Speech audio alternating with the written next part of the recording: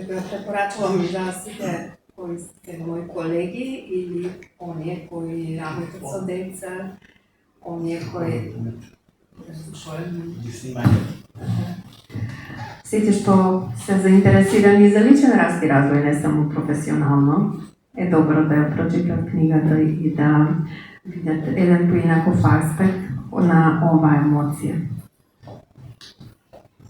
Може ли едно прашање? Може ли набор од темата ќе ама толку лутина, тоа е антагонизам машко-женски свет. Што покажува вашето искуство? Кој повеќе трпи лутине, кој побрзо се лути, мажите или жените, и кој побрзо се смирува и губи таа лутина во оние брачни односи, релации, како вели ако 3 пати во денот не се налутите на партнерот, тогаш ништо не сте сторили, не му значите. Така ли вика? Не, така е во практиката. Ако е 3 пати на ден, па не е многу. Би било сепак голем дел од денот непријатен ако толку често се лутиме, но помали се шансите да често се лутиме ако зборуваме за тоа кога се лутиме. Да не биде само да чекаме да му помине лутината на другиот или тој да чека за нас само да ни помине и да се одлутиме и да се однесуваме како ништо да не се случило. Да, значи дека одложувате само да не Па само така ете, под тепик. Под тепикот да ги ставаме работите и да се правиме дека нема ништо и дека ќе му помине и дека се е во ред. Но во суштина тоа води само кон поголеми проблеми и често се случува некој што ете така ќе чека другиот да му помине, а тој другиот пак пишува минуси. Минус за ова, денес за ова попуштив, утре за ова, задутре за ова попуштив и кога тоа попуштање веќе ќе се направи голем список, тогаш одеднаш ќе стане експлозија и другиот ќе се чуди евре за најобична работа толку да се изнервираш. Ама не е ли најобична? Има од тука еден список наназад каде што така не се зборело за се она што претходно требало да се збори. Да, само едно прашање ќе кажам. Има ли друг некој? Како ќе ја спириме жената ако во 24 сати 23 е јутра? Тешко. Јас би сакала. Имате малку едно прашање? Да. Ајде, помена. Брзите ќе одговориш како? Како да смириме жената? Мора да видиме зашто се лути. И тоа е 23 часа малку... Ако е во поголем дел од времето, ако е во поголем дел од времето, ајде да речеме да не е 23 часа. Може да имаме си дори до спие. Едно работно време, значи. Значи, ако тоа се случува толку често или па секојдневно, веројатно нема идуба на некој што ја слуша, што ќе ја слушне што кажува. Па има потреба и понатаму да покажува, нели, колку е незадоволна и лута. Кога има некој кој ќе ја слушне и ќе има простор за разговарање и за договарање, мислам дека ќе има промена. Благодарност. Мене ме заинтригира реченицата дека лутината е на едната страна, а емпатијата на другата. И малку околу тоа да ми продлабочиш. Така, мене прашалник ми се јавна. Па, тоа е како еден вид на поларност, кој ги имаме кај нас. Секој човек има во себе си различни емоции и ако на едната страна е бес, на другата страна е љубов, на едната страна е лутината, на другата емпатија, и за секоја емоција има своја поларност и добро е што кога сите ни е дозволено да ги користиме, да ги имаме. Ако само имаме емпатија за другите, разбирање за другите, без разлика што прават, како се однесуваат кон нас, што се случува таму, некаде надвор или кон себе си, нели разбирање за себе си, Тогаш како да нема простор да се лутиме, како самите својата енергија која ја потикнува лутината, ја саботираме, се откажуваме од таа енергија и имаме само разбирање, толерантни сме, сакаме добро за другите, да помогнеме на некој начин. Но кога сме лути, ние сакаме промена.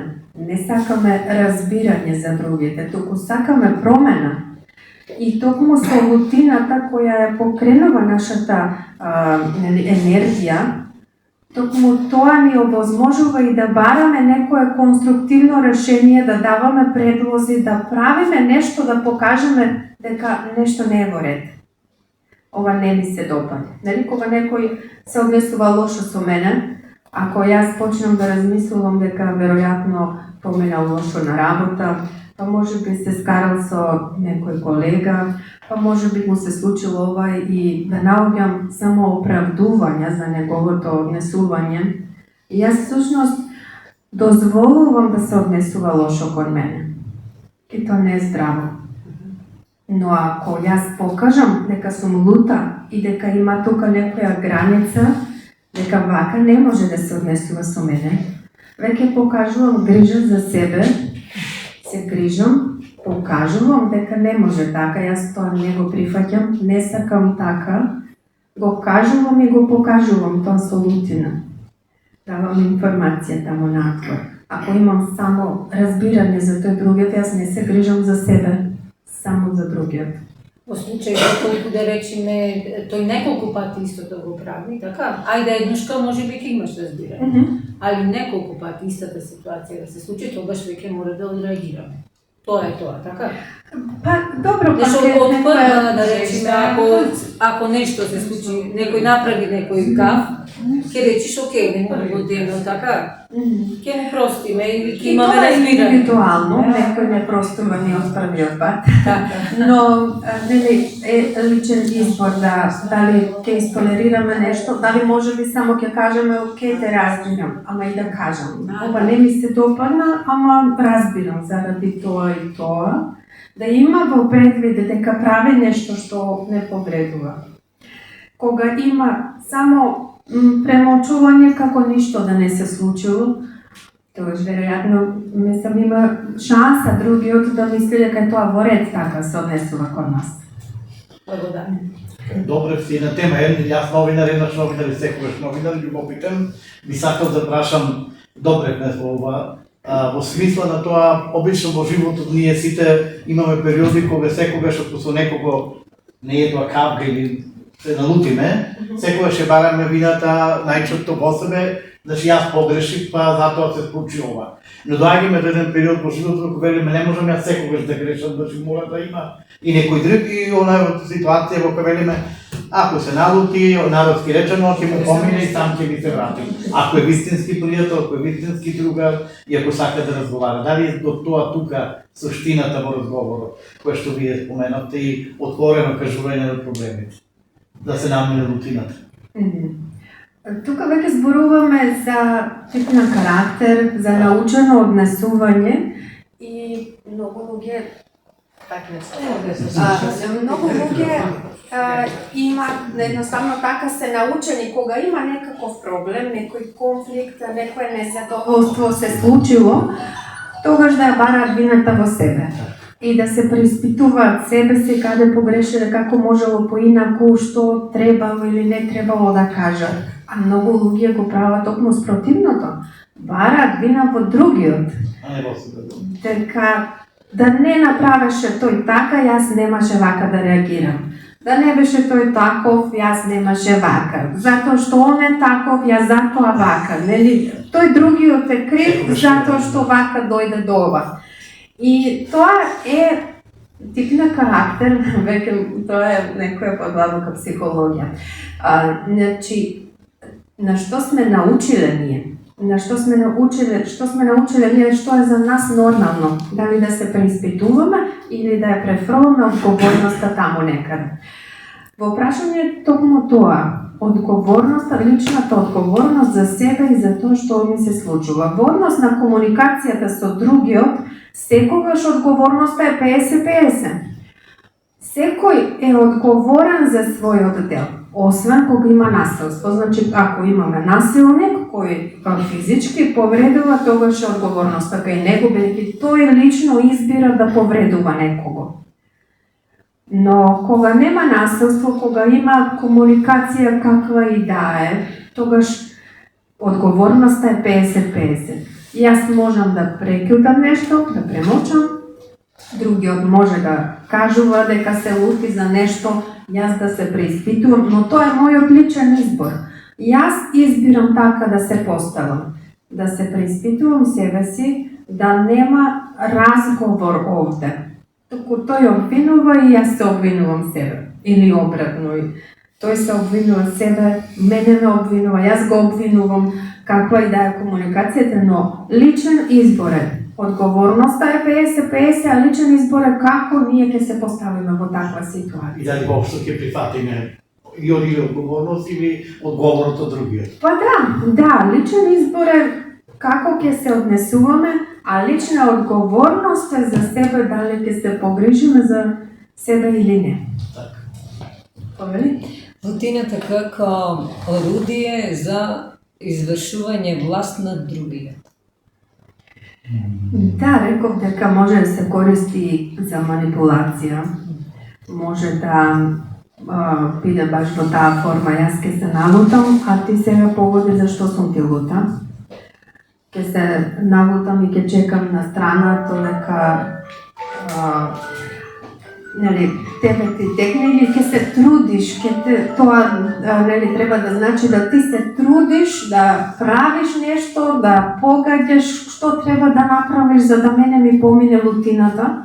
Но тоа е еден вид на регресивно однесување. Значи, сигурно сите овде што имате деца може да приметите дека е типично за децата, каде што пробуваат на тој начин да не манипулираат и да или го бараат нашето внимание на тој начин, да се налутат и да чекаат ние сега тука што се треба да направиме за да им биде добро, да им помине лутината. Но тоа се учи, нели, од мали треба да ги научиме децата дека е во ред да се лутат и во ред е да се каже тоа и да се разговара за тоа. Многу често родителите ја релативизираат лутината, во смисла ако детето дојде од училиште дома и каже дека се налутила со другарката, се скарале за нешто и родителот да каже па што има врска, нема везе, ќе ви помине. Како да е тоа небитно. Ништо, детска работа, ќе ви помине, нема што воопшто да се збори за тоа. Но тоа е баш давање информација на детето дека не е во ред да се лути и дека е тоа глупост, дека не треба така, дека неговата природна реакција на нешто таму што се случило и што не му се допаднало, родителот ја прогласува за неважна, за несоодветна, дека не треба така да реагира, дека треба да го занемари тоа и да се прави како ништо да не се случило. Или да рече, имаш и други другарки, не мора со таа баш да се дружиш, што е битно сега, зашто би се лутало. Тоа е баш учење на детето дека не е соодветно да се лути. Па да, е добро да размислиме како родители. Сакам само да ме надополнам во врска со последното што го изложите, да посебно кај децата, тогаш може би е потребно оној поларитет што го кажавте, од лутина кон емпатија, посебно родителите, нели да му дадат, затоа што детето е примерно што го наведовте, се налутив на другарката, за родителот тоа не е толку значено, може би во моментот како што кажавте, тука е важно ние како возрастни, како родители да покажеме емпатија, баш да влеземе од оној поларитет, од лутина кон емпатија, за да можеме да погледнеме од другата страна, од внатрешниот свет на детето, нели колку нему му е значено првично. Всушност тој е она што бараат децата. Кога јас се лутам на разбирање и дозвола да се чувствува луто, да. Потреба за контакт, благодарам. Едно прашање. Добре? Ме интересира, значи сите ние сме лути. Са дали може лутината да потекнува барем кај мене, значи са, слушајте ме што ќе речам. Значи извор на мојата лутина да потекнуваат од начинот на мојата исхрана или е само активатор мојата исхрана, завршуваше поќе да се запалям кон некого, да изразам лутина. Што сакам да кажам? Како ја се хранам? Јадите луто? Имаше и такви теории. Значи, дали може нешто јас што јадам да влијае во мене и да се запалям во мене? Дали тоа нешто психологијата нешто го кажува? Значи, начинот на мојата исхрана да придонесува, јас имам лутина. Значи, не јас, сите, јајме, извините. Што јајмеде? Па то влијае на мене и се активират, извините, живи сме, како да речам. Се активираме. Што јадиме? Значи, се врзам на друга тема, ама поврзана. Теории, да. Не сум нутриционист, може би некој нутриционист подобро би одговорил на ова прашање како влијае квалитетот на храната и изборот на храната врз нашето психичко здравје. Но знам дека не е добро кога се прејадуваме или кога се изгладнуваме и дека тоа и тоа како влијае врз нашата психичка состојба. Едното со другото се поврзани, многу често многу луѓе во наплив на нервоза, лутина, напнатост се склони кон прејадување, јадат. Така, нели, во лутина јадат. Сакајќи да надополнат нешто што им фали. Или пак да се прегладнуваат на некој начин, да се казнуваат себе си. Има поврзаност, сигурно, но конкретно за влијанието од изборот на храната, дали мислам, има сум читала за некои истражувања, не сум сигурна колку е се тоа потврдено дека ако се јавда животинска, мислам од животинско потекло храна, дека се внесуваат некои хормони или информации, ако не друго, кои може не се соодветни за нашето тело, или пак овие пестициди или се што се прска денеска по овошје, зеленчук, како тоа влијае врз телесното здравје, а камо не без психичкото здравје. Предпоставувам дека има поврзаност, но колку можеме ние да бираме денеска што јадеме, како јадеме, колку јадеме, тоа е прашање, нели? Еве, јас ке се наврзам, јас 10 месеци сум на веганска храна, значи, и има многу голема разлика. Има голема разлика, прво во однесување, во доживување, значи, тотално, јас кај мене доживеав огромна промена. По расположение, по прифаќање, да, толку добро, што се согласувам со господинов, дури мислам дека и секој треба да посети така, дали е тоа курс или дали има пријател кој тоа го направи, барем еден месец да го провери тоа, за да направи една разлика. И јас, например, сум многу среќна. Знам дека е тешко да се откажеш од комфорт, или да си реагира, пошто се што е сладко не е штетно, на крај на куштата, се што е сладко, не сладко како благо сладко, но се што е сладко за јадење е штетно. И значи кога во тој дел се воспоставува граница, значи знаеш дека треба тоа да го јадеш, дека не треба да се пријадуваш, значи по автоматизам добиваш некое смирење и поинаку реагираш на нормалниот живот секојдневен и пред тоа има многу голем пас. Верувам дека има и не случајно и религиите, мислам дека христијанската и муслиманската имаат ритуали поврзани со исхраната. Кај нас се постите во муслиманството во однос на Рамазан, Бајрам, таму имаат ритуали каде што кога може, кога не може да се јаде, што може, што не може да се јаде. И кај нас нели го има тој и верувам дека не е случајно, што ме тоа присутно и во религиските верувања, веројатно има висока поврзаност. Начинот на однесување и чувствување. Да. Само за жал денеска и тие кои што ја проповедаат религијата не стават акцент на правилниот начин на практикување, да речеме, на тие постови, бидејќи денеска тоа станува помодарство. Значи целта на постот и во едната религија, другата и било која да е, значи прочистување на нашето тело од тие хемиски материи, нашата воздржаност и во дадениот момент не стават акцент на молитвата.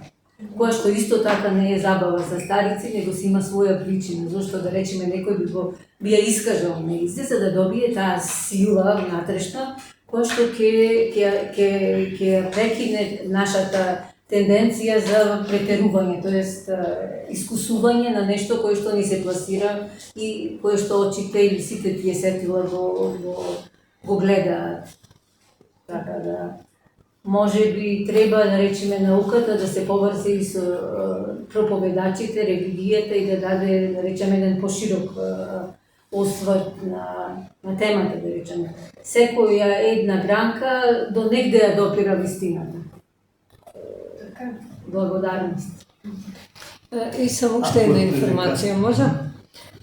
Лично знам дека Розета Паскали одржува семинар за гешталт, психологија, психотерапија и обука. Па, еве, неколку мина од нас кои се овде присутни знаат, другите дали знаат, еве, повели Розета, па една информација. Да ни дадеш. Благодарам за тоа. Јас не кажав, може требаше на почетокот дека од оваа година, значи од февруари некаде почнав со едукација за идни психотерапевти. Значи сите што се заинтересирани да биде тоа нивна професија, ја посетуваат оваа едукација, но секако таа е достапна и за сите кои се заинтересирани за личен раст и развој. До сега, значи, од тогаш до сега само што завршивме минатиот викенд со едукацијата, од септември почнуваме повторно, ќе има нови уписи, до тогаш, значи до сега се водеше секоја втора сабота, работиме според програмата на Европската асоциација за психотерапија и сите што ќе завршат оваа едукација ќе добијат сертификат од Европската асоциација кој е меѓународно признат. Ако сте заинтересирани, ако имате некој кој е заинтересиран, па се одржува овде, кој е заинтересиран ќе ви дадам локација каде точно да дојдете, каде значи часовите се со физичко присуство. И секако, ако некој не може некој да дојде, може и онлайн, но најдобро е со физичко присуство. Ако е тоа се, ви благодарам.